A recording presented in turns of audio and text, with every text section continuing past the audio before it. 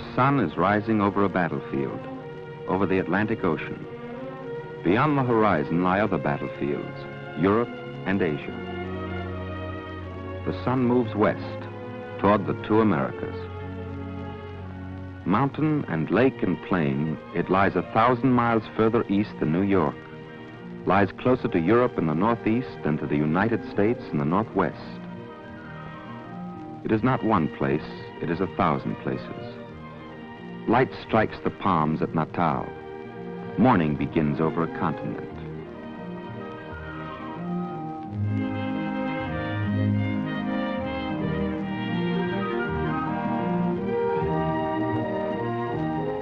It is not one place, it is 1,000 places.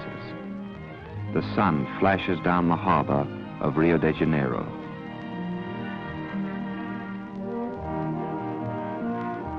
The continent of South America. Not mountain and jungle alone, but great cities. Buenos Aires, the third largest city in the Western Hemisphere.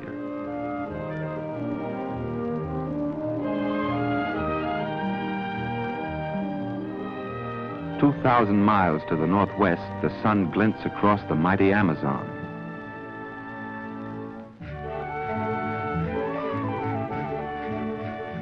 And in Caracas, the soldiers in the new white barracks begin their day. High in the Andes in Peru, the sun touches the Inca ruins, reminders of a civilization that flourished before the coming of the conquistadors. But the new civilization of South America lives and works and trades with the rest of the world. Turning her back on these symbols of the past, she looks to Europe and North America. Before the war, the trade of South America with Europe was nearly $1 billion a year. The trade with the United States was somewhat less. On the whole, South America sold her raw materials to Europe and used the money to buy manufactured goods. And of course, there was much trade between Europe and the United States. Thus, a triangle of trade was erected between three continents. This three-cornered relationship was not a simple one. The variety of climate and resources produced a variety of trade. The Caribbean area, largely tropical, produced coffee, sugar, chewing gum, and bananas. 50% of the trade of this area was with the United States. The West Coast area, mountainous and dry, produced cotton, cacao, and minerals. Only 1/4 of its trade went to the United States.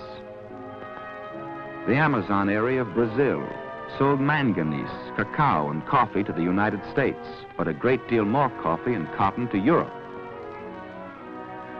The temperate area of Argentina, Uruguay, and Paraguay produced beef, wheat, corn, and wool, and sent these products almost entirely to Europe until the Second World War began. The guns of destroyers and the torpedoes of submarines struck at this triangle of trade until it broke, until the broken ends coiled back on South America to strangle it with the death of trade. In the harbor at Puerto Cabello lie silent ships, German ships burned by their own crews. Italian ships covered with seaweed. They are experts at destruction, but their Europe can no longer trade with South America. Their ships hold nothing but ashes. And month by month, the weight of surpluses began to pile up. Cotton of Peru, cotton of Brazil, cotton once used on the looms of Europe, bale after bale, each bale a field of cotton.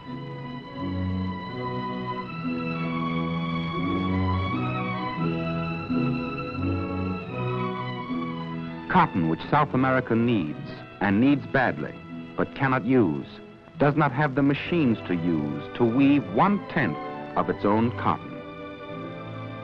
The new warehouses filled to the roof with sacks of coffee. Here are the years of war: 1939, 40, 41, 42, 43. 1 billion cups of coffee, product of agriculture that grows nothing but a single crop. And the immense pampas of Argentina, with a climate like our own Midwest, grow beef, wheat, corn. But today, only the beef is taken. England needs it. It goes over at any cost. The wheat ripens too long in the fields, is dumped back into the silence of the granaries. 200 million bushels of surplus a year. Countries which depend for their life on 1 or 2 or 3 crops feed these crops at last only to the rats in the field. The corn is stored outdoors. There's no more room in the warehouse. Will this food ever be eaten? Quien sabe? No one knows. It is corn that the United States doesn't need, that Europe cannot get. Corn has dropped to 1 cent a bushel. Corn is cheap. Corn can be bought by the wagon load, left on the cob till it grows dry and hard in the sun.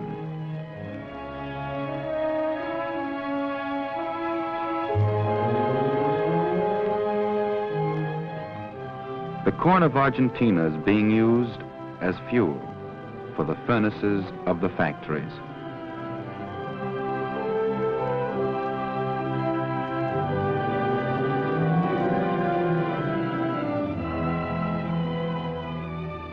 South America needs this food but cannot get it.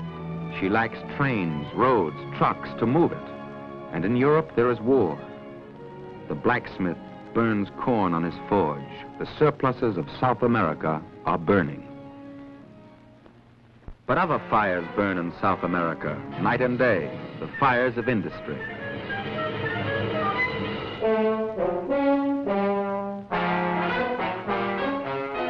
The United States is at war. The United States needs masses of raw materials to forge into weapons. Asia and Africa are far away. The United States looks to South America.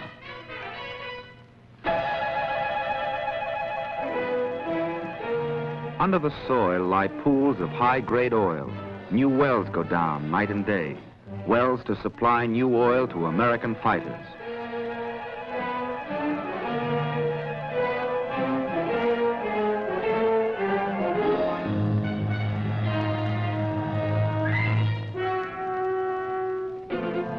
The new well begins to pump.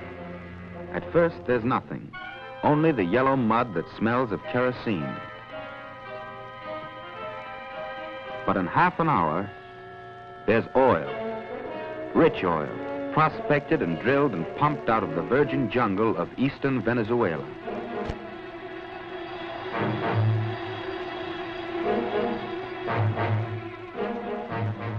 And in the Chilean desert, life.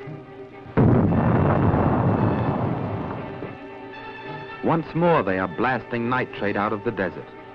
Nitrate and iodides, bismuth and antimony. The ore is blasted and scraped and dumped out of South America. From mines 3 miles high, beryllium, vanadium, tungsten, flat cars loaded with tin, down from the plateau of Bolivia to the seaports of the United States. And in the Cordillera of Chile, where the hills are solid copper ore, in the largest open mine in the world, there's a warning.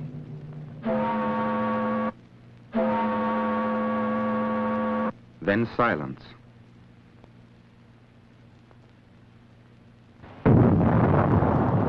Day and night, the copper is blasted out. Copper is needed for shells and bullets, for gun parts and radios. The war boom is on.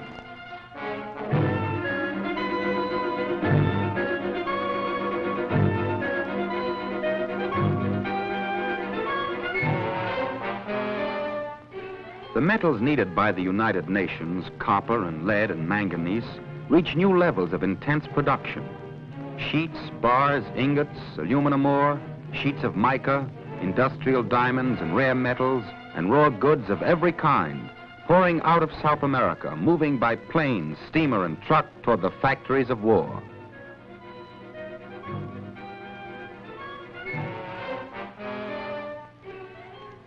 It is still morning over South America, but there is no war boom here. There is only one road into this town. There is only a market. 9 out of 10 in South America live near towns like this. 9 out of 10 have never seen a mine or an oil field. They live by the earth, and by the labor of their hands. Their lives have always been hard.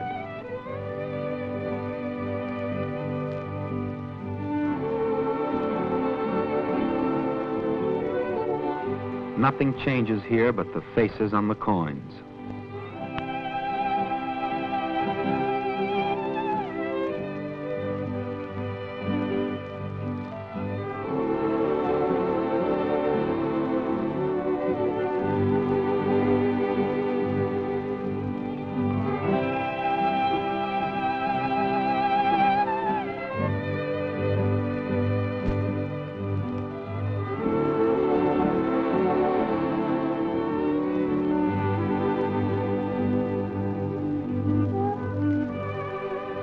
The people of South America are as fine and capable as any in the world, but their beauty is weakened by disease, and their children too. Many of them will die before they can read.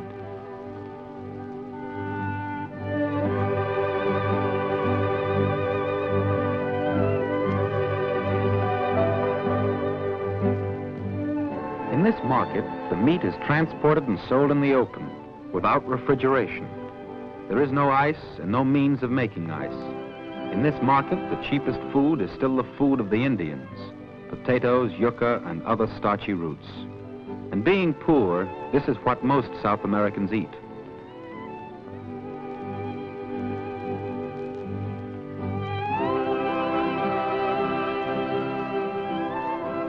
Potatoes, dry corn, kernels of starch to be ground into bread.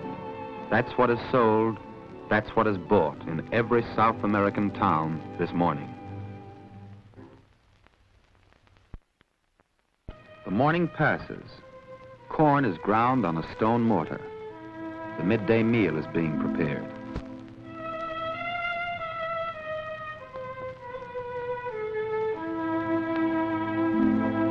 Mother needs water. There is no source of water in the house. Her oldest daughter takes the can, goes half a mile to the town pump.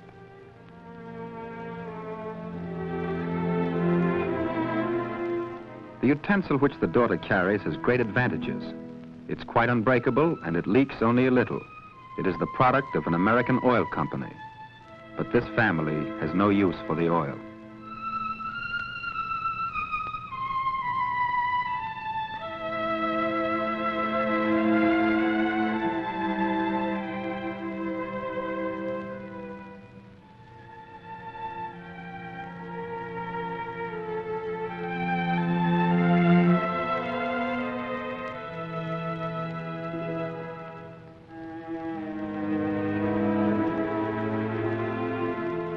The meal is ready. It is potatoes, squash, yucca. There's plenty of hot starch, but the vitamin content is not very great. No green vegetables, neither cooked nor raw. No whole grains, and no milk.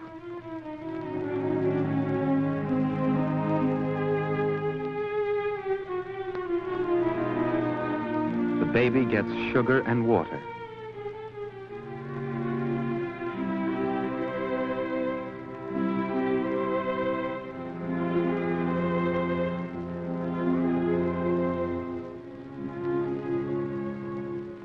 In the father's plate, there will be a portion of black meat.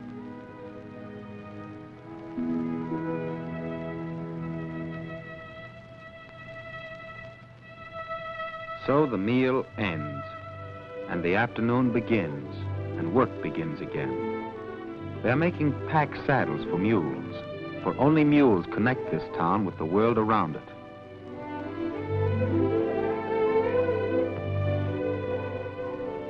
"300 years ago, a woman like this was making saddles exactly like this, without tools, out of straw, woven with bare hands.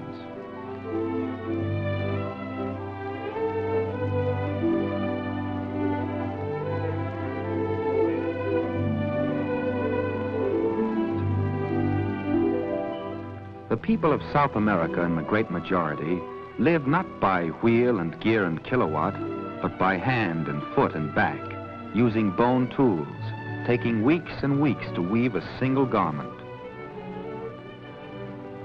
The productivity of such labor is very low.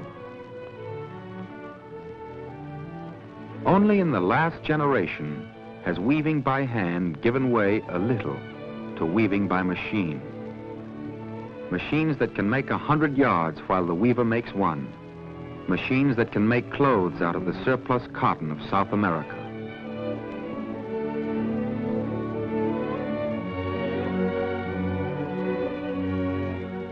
Bright new factories making cloth, textiles, paper, even cement and glass. New thousands of industrial workers, but they are only thousands. The millions of South America still work in the old way.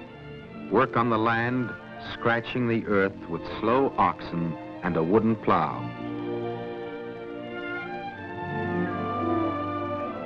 Under the hooves of horses, the grain is threshed. The chaff is thrown to the wind with a wooden fork. This is the agriculture of 1,000 years ago. The fields of wheat lie beautiful in the afternoon light, but beyond them is erosion, increasing like a disease. In this country, a farmer will say, yes, there was good land in this valley, but it was plowed too often. Now there is always too much water or too little water, and sometimes no seed will take root.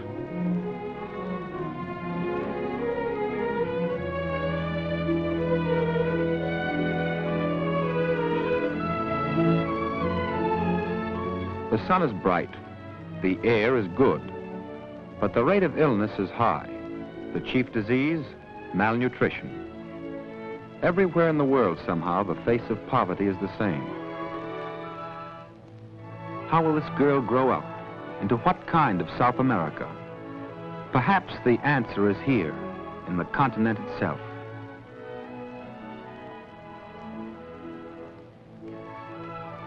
For while the great centers of population are in Argentina, in coastal Brazil, in central Chile, and in the high plateaus of the Andes, there are vast agricultural areas still unused.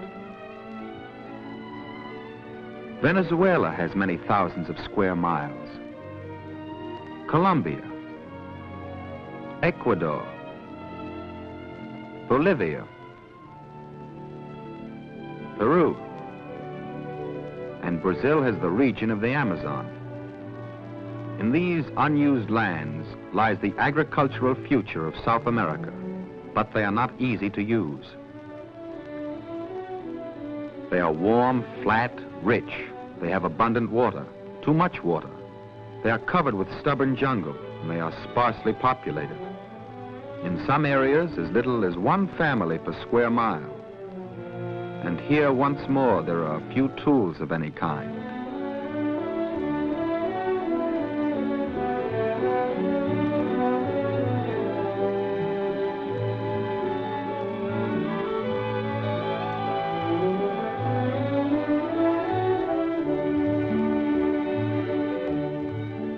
Around them is the silence of the jungle, a land without winter, breeding place of plant, animal, and human diseases, hot and moist, crawling with life and with the enemies of life, with insects that can devour a crop from roots to leaves.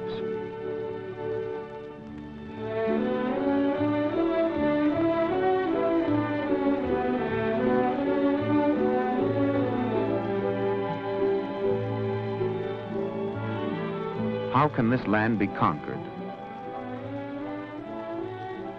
Can this house become a city? Are there tools to do the job? The tools are still in the ground. Unknown, unused, the wealth of South America still lies enclosed in stone. In Peru, in Chile, Venezuela, Brazil, 1 billion tons of iron ore, and all the metals of the world, and enough water power to electrify the continent. With these resources, South America can open the doors of the 20th century.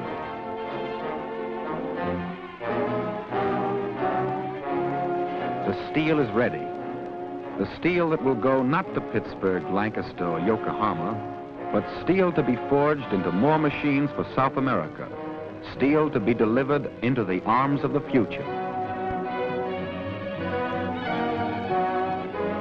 From the United States and from these South American shops will come the machines that will convert the unknown and undeveloped areas into human use, convert cotton into clothing, rubber into tires, steel into machines to make machines. For half of South America is still a wild frontier. Not enough roads, not enough men, not enough tools. The work has just begun. The work of road builders, the work of health engineers, the work of soil experts, the work of planting in the new fields of the Amazon Valley.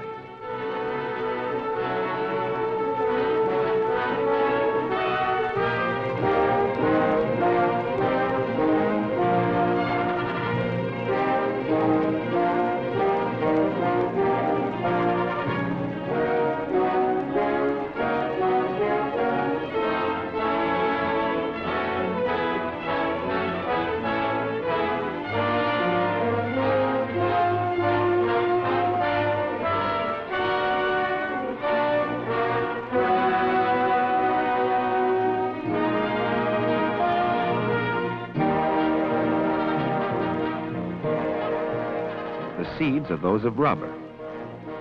The young tree has the kind of root that will resist disease, but it yields little rubber. So the bud of another variety of tree, whose root is weak but whose trunk gives a high yield of rubber latex, is grafted onto the healthy root.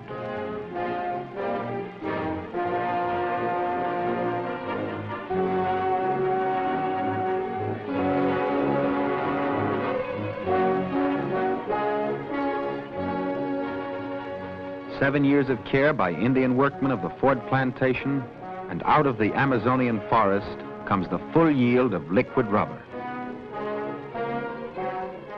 Science can make the jungle straight, make it yield, not one crop but many.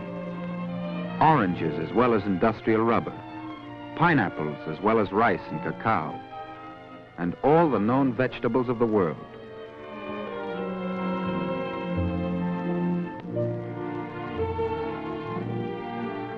When the richness of South American soil bears the full harvest, not of one or two crops for export only, but all the variety of human food, when the farms of South America are planned to feed men, not ships, then the children of this continent will have something to inherit.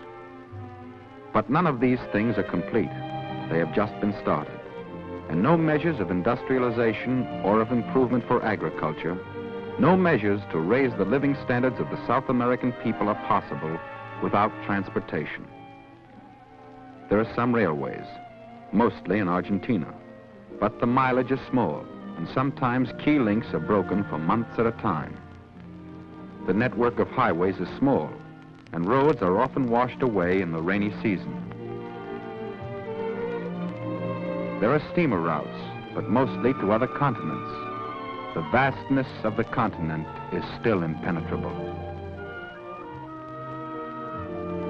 The great rivers of the Amazon system, sometimes as wide as 200 miles, are still used mostly by small craft, by native canoes, or not used at all.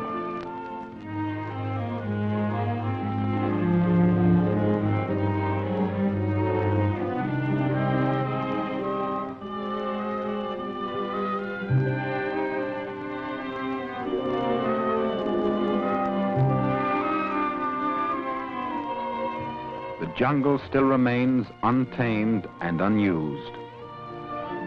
The western desert, dry and dangerous, is a storehouse of metals and chemicals.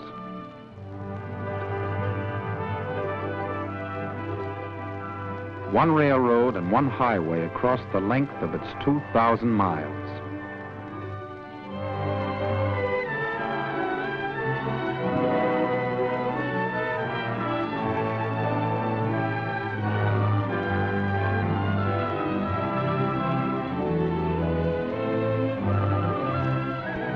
Roads have been cut and twisted across the cold passes of the mountains, but the roads are few.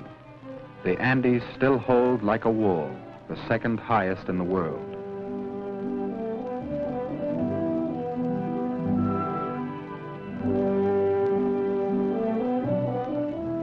To build any road here is a trick of engineering acrobatics.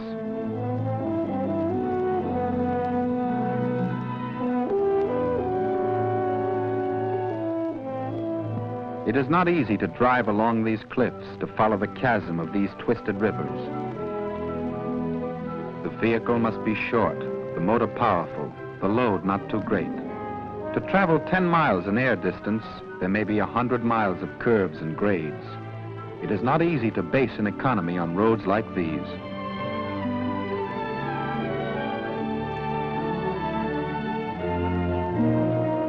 Because you cannot go fast, you cannot go far. The corn of Argentina burns and the coffee of Brazil rots, while each valley tries to live alone. The things people need are still carried on the backs of mules.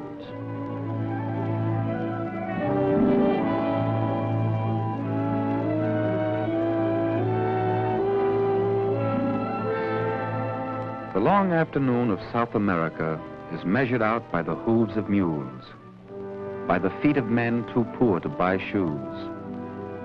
The freight of South America still goes on the backs of a man, a woman, a child.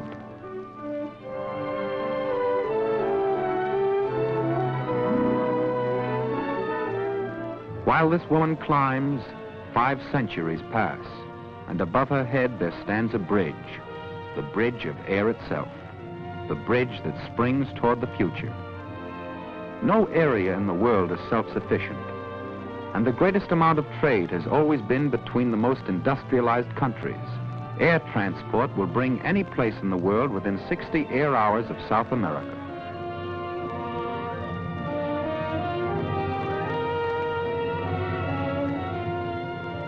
Let us watch the future as it begins.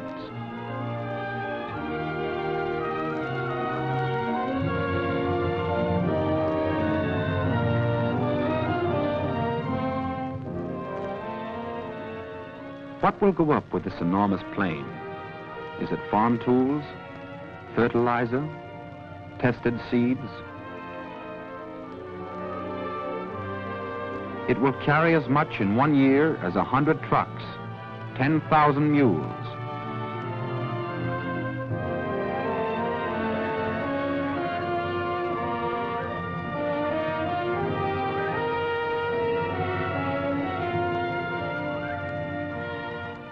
Is it books, charts, microscopes for a new college, or whole tractors moving up to replace the last of the wooden plows?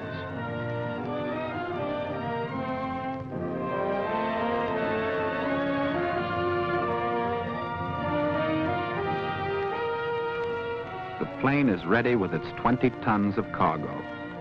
It takes off from Santiago, Lima, Quito, from cities not yet built.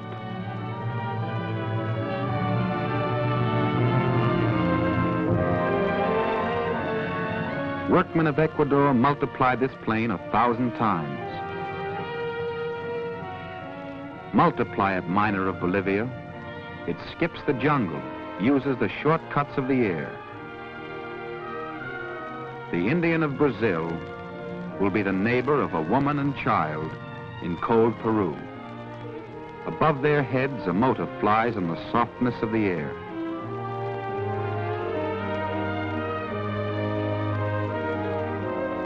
It can bring you what you need, South American.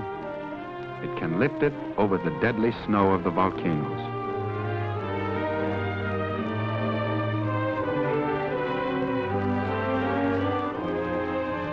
Here there are no obstacles of mountain, swamp, or desert. Here there are no boundaries between country and country. The air itself can carry the traffic of all the continents. The air is the bridge into the future.